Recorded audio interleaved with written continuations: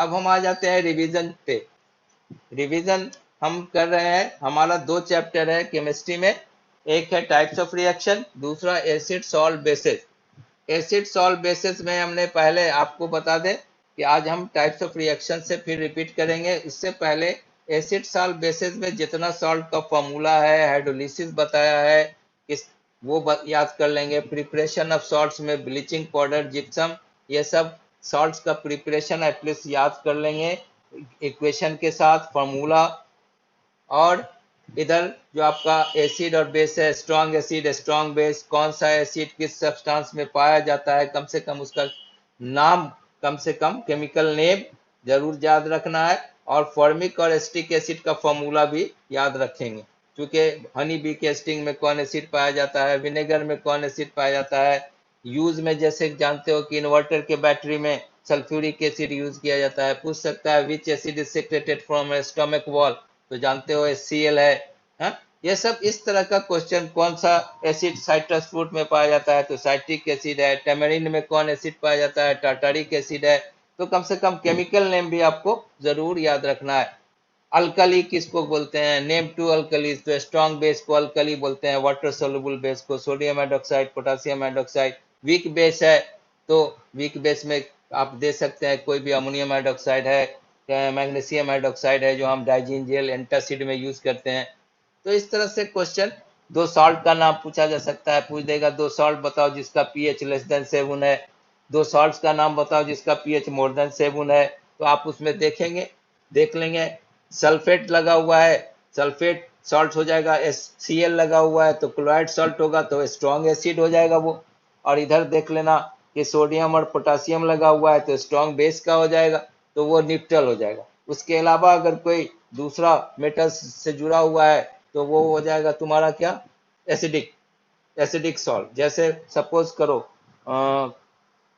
कोई सॉल्ट का नाम NH4Cl, NH4Cl अमोनियम क्लोराइड, तो ये HCl और अमोनियम हाइड्रोक्साइड से बना हुआ है, तो इसका pH वैल्यू क्या हो, लेस देन 7 हो जाएगा। होगा ना कि नहीं होगा? Is it clear? हाँ होगा। तो होगा तो यहाँ पे देख लो कैसे। हाँ, तो इस तरह से क्वेश्चन आपसे पूछा जा सकता है कि 2 सॉल्ट का नाम बताओ, और 2 सॉल्ट का नाम बताओ, या ये एक बेस का नाम बताओ, या एक सॉल्ट का नाम बताओ जो एंटासिड में यूज होता है। तो एंटासिड में एक सॉल्ट है जो सोडियम बाइकार्बोनेट है, NaCO3, है ना, चूंकि बेसिक सॉल्ट है NaCO3, एंटासिड में यूज करते हैं, इसको बेकरी में भी यूज करते हैं। और बेस में हम magnesium hydroxide, mild basis, Digene gel. देखा तुम लोग कभी, पिंक कलर का एक बोतल होता है, डाइजीन नाम का एक होता है, वो कॉन्स्टिपेशन के लिए यूज किया जाता है, पेट साफ रखने के लिए एक दवा आती है ना, डाइजीन जेल, वो खाया जाता है, एंटासिड है वो। तो उसमें देखोगे जब उसको छोड़ दोगे कुछ देर, तो नीचे उसका सेडिमेंट्स बैठ जाता है। Have you seen it? देखे होगे, वो जो लिक्विड उसमें मिला रहता है, हाँ, वो सस्पेंशन होता है, वो सॉल्यूशन नहीं। सॉल्यूशन में तो तुमको नजर नहीं आएगा, सस्पेंशन टाइप का नीचे बैठ जाएगा, सेडिमेंट्स नीचे बैठ जाता है। तो उसमें उस बोतल में लिखा हुआ देखोगे, shake well before use, shake well before use माने हिलाएं। आप उसको पीने से पहले या यूज करने से पहले बोतल को हिलाएं। हिलाने का मतलब क्या हुआ, व्हाट इज द मीनिंग, कि वो मिल जाए, मिक्स हो जाए, वो जो तुम्हारा सेडिमेंट्स है वो लिक्विड में, सॉल्वेंट में मिल जाएगा, और तब तुम स्पून में लेके पियोगे तो सब उसका जो ये मैग्नीशियम हाइड्रोक्साइड उसमें माइल्ड बेसिस यूज होता है। तो ये स्ट्रॉन्ग बेस नहीं है, माइल्ड बेसिस है, और ये एक सॉल्ट है जो एंटासिड में यूज होता है। इस तरह का क्वेश्चन पूछा जाता है। कभी कभी तुमसे पूछ दिया जाता है कि which food ingredients in mixed with the baking soda, पूछा जाता है ना, फूड इंग्रेडिएंट क्यों मिलाया जाता है, ये भी जानते हो, टू रिमूव द बिटरनेस। उसमें साइट्रिक एसिड मिलाते हैं ना बेकिंग सोडा में, जानते हो ना, which food ingredients in mix.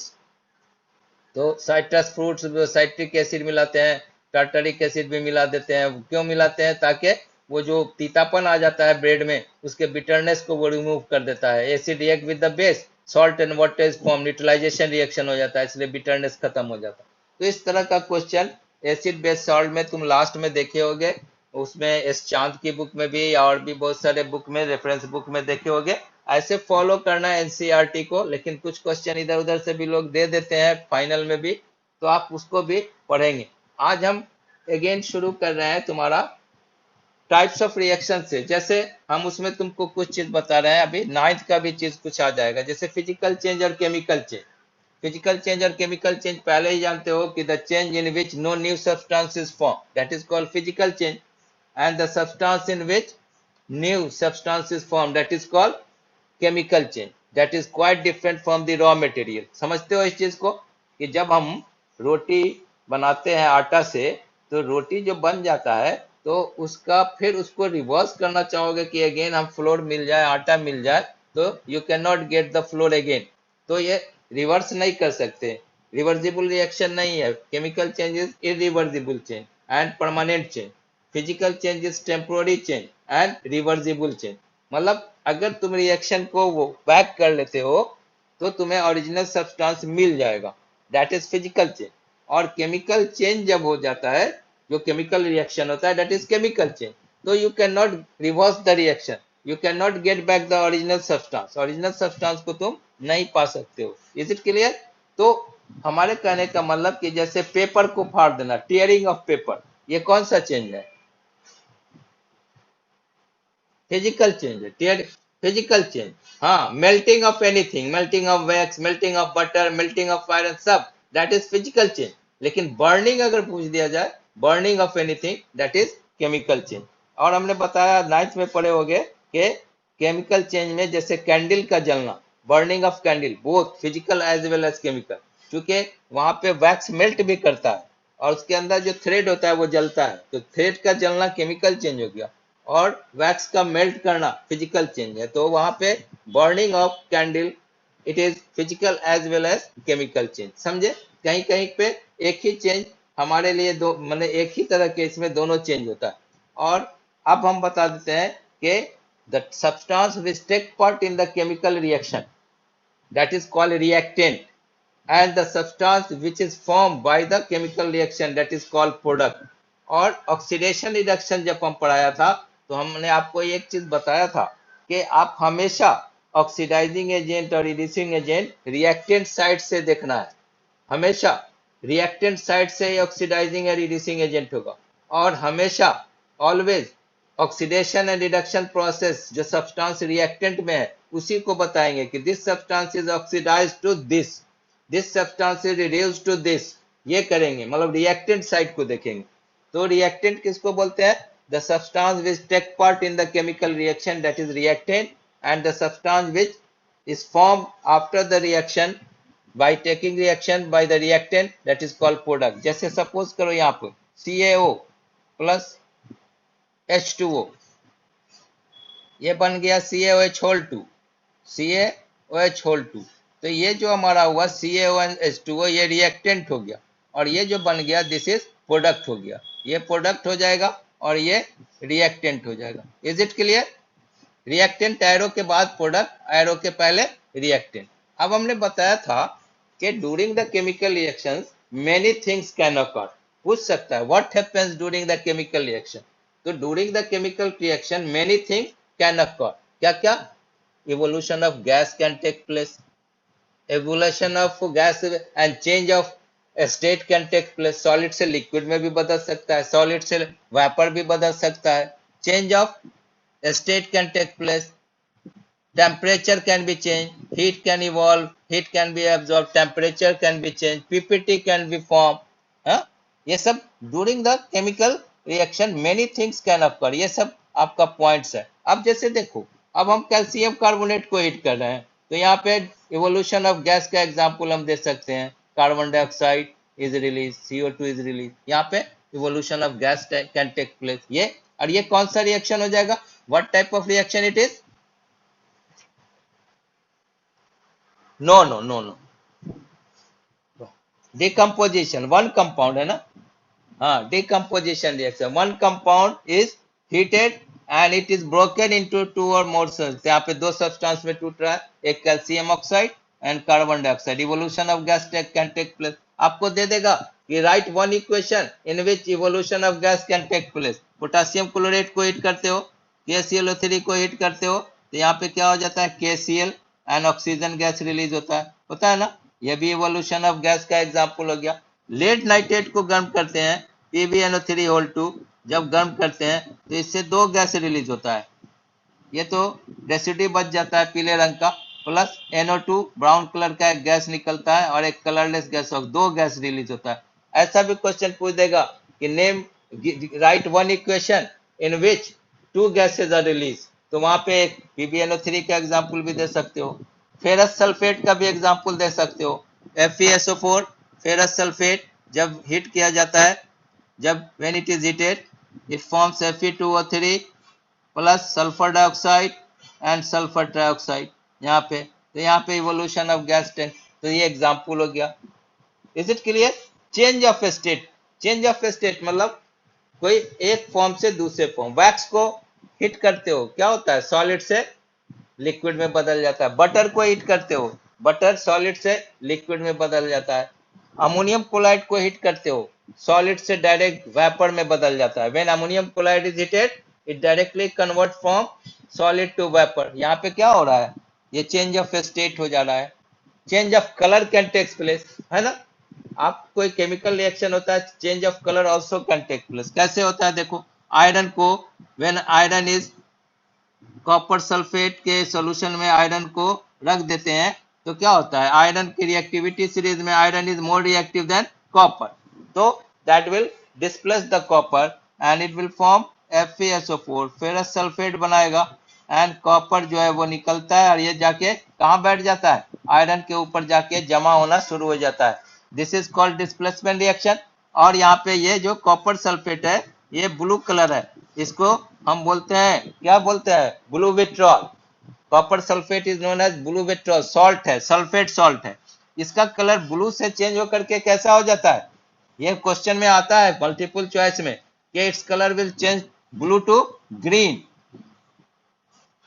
Blue से ग्रीन हो जाता है। तो ये कौन सा रिएक्शन हुआ, सिंगल डिस्प्लेसमेंट रिएक्शन। या हाँ, और ये जो रिएक्शन है that is the reaction in which colour is change, colour हुआ ना, ब्लू से ग्रीन हो गया। अब तुम लेड नाइट्रेट को हीट करते हो तो लास्ट में तुम्हें क्या मिलता है, ये व्हाइट क्रिस्टलाइन सॉलिड है, white crystalline solid when it is heated तो 2 गैस निकल जाता है, PbO ये बच जाता है लास्ट में, 2 गैस NO2 ब्राउन कलर का, इसका कलर कैसा होता है ब्राउन, और एक कलरलेस गैस ऑक्सीजन निकलता है। 2 गैस निकल गया और रेसिड्यू बच गया, PbO रेसिड्यू बच जाता है, इसका कलर येलो होता है। तो यहाँ पर भी व्हाइट से जो बच गया कलर चेंज होकर के येलो हो गया, रेसिड्यू जो बच जाता है 2 गैस रिलीज हो जाएगा।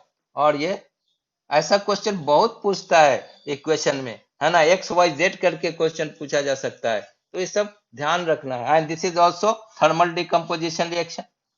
तो during the chemical change many things can occur, बहुत सारी चीजें होती है। Evolution of gas can take place, पूछ देगा, एक एग्जांपल बता दे। Change of state can take place, example बता दे। Change of colour can take place, तो change of colour can take place में आयरन वाला भी एग्जांपल दे सकते हो, Fe plus CuSO4 that is FeSO4 plus Cu। बहुत सारा डिस्प्लेसमेंट रिएक्शन में कलर चेंज होता है।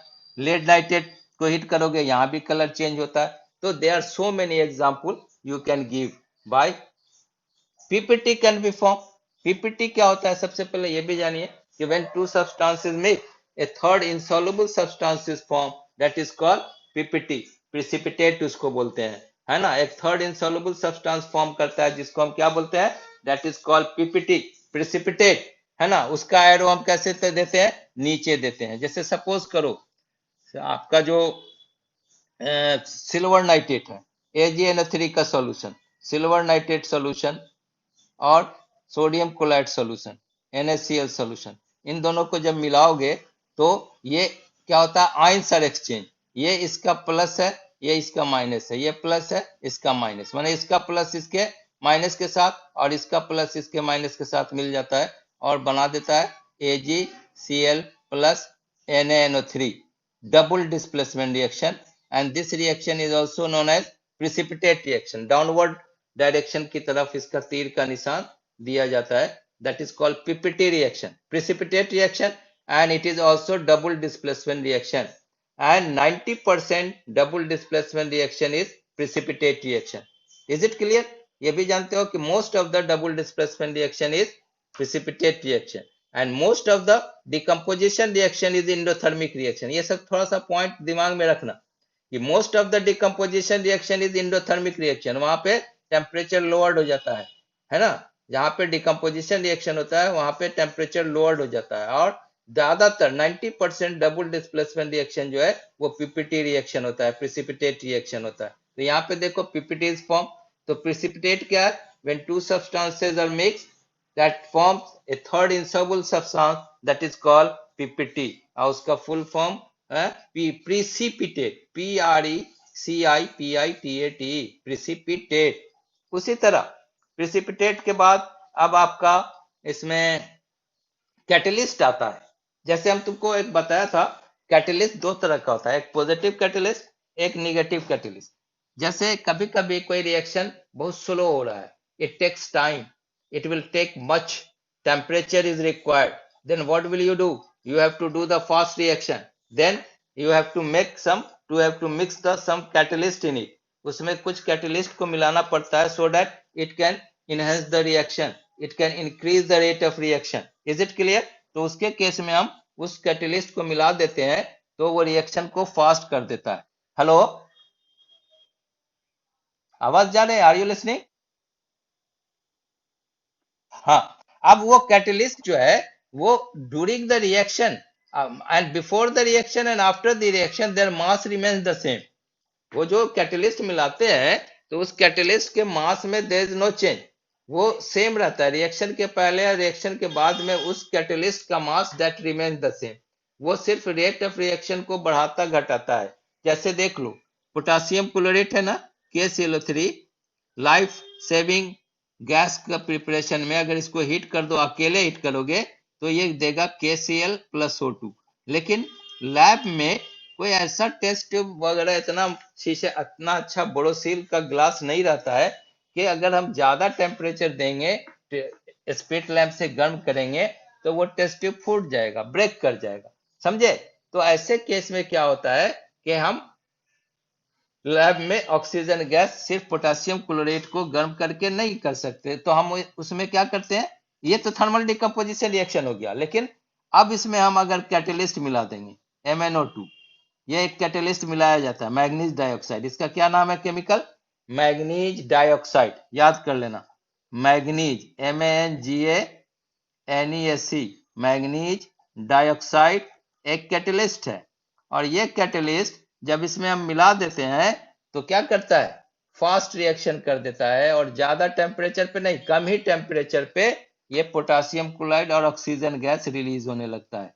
तो हमारा वो एपरेटस भी नहीं टूटेगा, कम ही टेम्परेचर पे ऑक्सीजन गैस मिलने लगता है, और वाटर डिस्प्लेसमेंट मेथड से हम इसको कलेक्ट कर लेते हैं।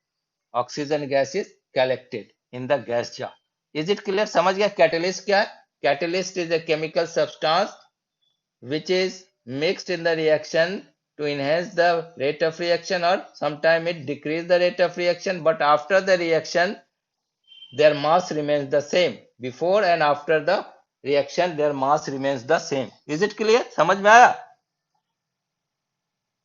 हाँ, तो इस तरह से कैटलिस्ट भी जान गए, प्रेसिपिटेट जान गए, ड्यूरिंग द रिएक्शन क्या क्या होता है। अब हम आ जाते हैं थर्मल डिकम्पोजिशन और इलेक्ट्रोलिटिक डिकम्पोजिशन और फोटो डिकम्पोजिशन। ये सब आपका एक एक एग्जाम्पल पूछा जा सकता है, पूछ देगा क्या, what is photo decomposition reaction, और कहेगा कि एक आप जैसे डेफिनेशन पूछता है तो एग्जाम्पल देना चाहिए, नहीं तो कभी कभी दे देगा राइट द इक्वेशन ऑल्सो। तो अगर फोटो डिकम्पोजिशन पूछेगा तो जानते हो उसमें दो मेन इंपॉर्टेंट है, सिल्वर ब्रोमाइड का और सिल्वर क्लोराइड का। ये भी रीजनिंग में भी क्वेश्चन पूछता है कि when silver bromide is kept in the sunlight it gives the grey colour of silver white.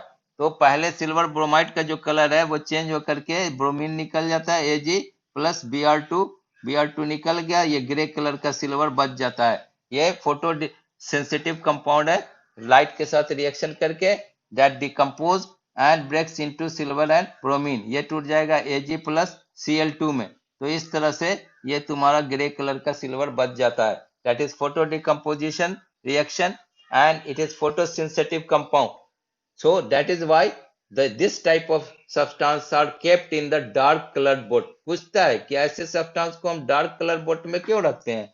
क्योंकि it is photosensitive, it will react with the light and that will decompose. That is why it is kept in the dark color boat so that light cannot pass in it. If light will pass in it, then it will decompose. समझ गए? Light जहां light के साथ reaction होगा कि decomposition reaction हो जाएगा. इसलिए हाइड्रोजन पेरोक्साइड का नाम सुने होंगे. ये भी एक लिक्विड है. वाटर हाइड्रोजन ऑक्साइड होता है, ये हाइड्रोजन पेरोक्साइड है. इसको भी जब हम ये सनलाइट में छोड़ दोगे, ये एक ऐसा लिक्विड है, समझे, H2O प्लस O2 में टूट जाता है. H2O प्लस O2 ये डिकम्पोज कर जाता है वाटर एंड ऑक्सीजन में हाइड्रोजन पेरोक्साइड.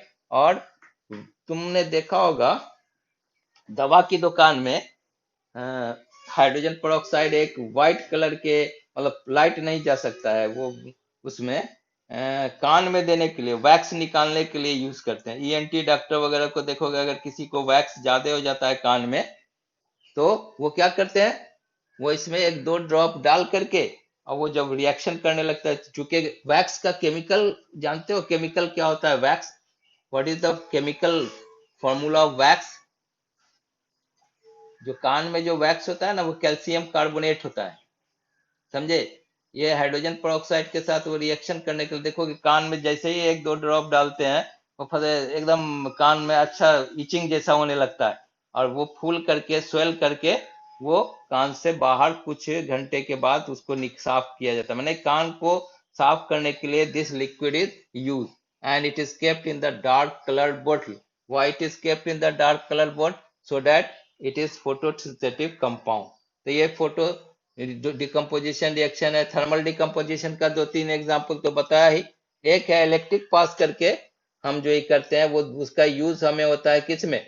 आयनिक कंपाउंड का मेटल के एक्सट्रैक्शन में भी यूज किया जाता है. जैसे सपोज करो कि NaCl है और उससे हमें नमक को ऑब्टेन करता है, तो इलेक्ट्रिसिटी पास किया तो Na और Cl हमारा कैथोड और एनोड पे जमा हो जाता है. वाटर है H2O, इसका इलेक्ट्रोलिसिस किया तो hydrogen and oxygen that is collected at cathode और एनोड.